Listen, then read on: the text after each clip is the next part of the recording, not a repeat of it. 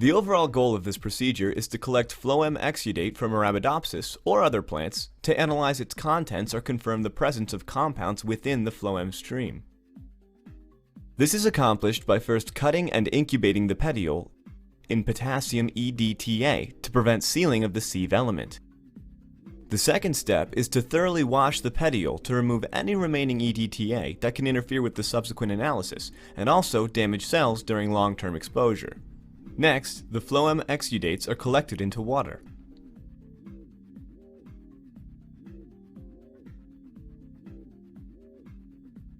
The final step is to prepare samples for subsequent analysis by LCMS, GCMS, gel electrophoresis, and thin layer chromatography. Ultimately, the EDTA-facilitated phloem exudation can be used to analyze and confirm phloem contents like metabolites and lipids, proteins, or RNAs. Plants cannot escape adverse conditions. As a result, they require very efficient and fast systems to transmit environmental signals throughout the plants and respond by changing their development. One of these signaling pathways is the plant phloem, which is quite complex.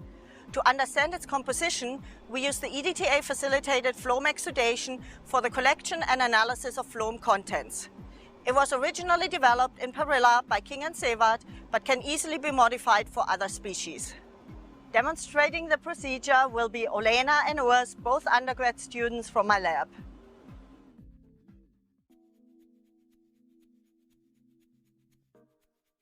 Prior to starting this procedure, grow Arabidopsis plants for 4 to 6 weeks in growth chambers with a 12-hour photo period. On the day of the collection, dilute a previously prepared 100 millimolar potassium EDTA solution with water to give a final concentration of 20 millimolar. Next, fill 2 7 to 15 centimeter diameter glass dishes halfway with the 20 millimolar potassium EDTA solution. When finished, fill 1.7 milliliter reaction tubes with 1.4 milliliters of the 20 millimolar potassium EDTA solution. Then, fill an equal number of reaction tubes with 1.4 milliliters of millipore water. After removing 4 to 6 week old plants from the growth chambers, harvest the rosette leaves by cutting them with a razor blade at the base of the petiole, close to the center of the rosette. Immediately place the leaves in the dishes containing 20 millimolar potassium EDTA, with the cut end of the petiole submerged in the solution. Once 15 leaves have been collected from 3 to 4 plants, gently stack them on top of each other such that the cut petioles are aligned with each other. Recut the base of the petioles and gently roll the leaves.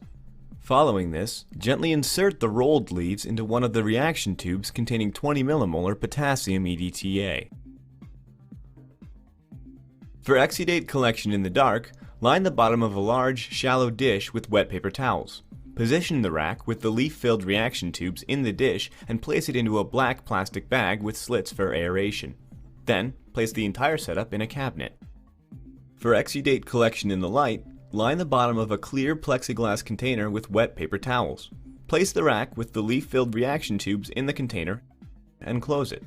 After removing the rack from the container, 1 hour later, take the leaves out of the reaction tubes. Wash the leaves thoroughly with distilled water to remove all of the EDTA.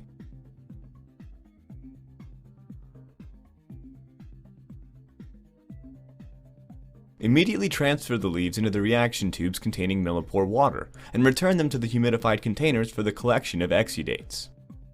Following removal of the rack from the humidified container 5 to 8 hours later, take the leaves out of the tubes. Then, freeze the phloem exudates in liquid nitrogen and store them in a -80 degrees Celsius freezer for further analysis. On the following day, thaw the samples in preparation for lipid analysis. Then, pool 2 to 3 samples and add an equal amount of chloroform and methanol to the combined solution. Vortex the mixture for a few seconds. Next, centrifuge the sample for 4 minutes at 400 Gs. When finished, collect the bottom organic phase in a glass tube. After repeating the partition with the top phase 3 more times, dry the combined organic phases under a stream of nitrogen and submit to thin layer chromatography and LCMS analysis.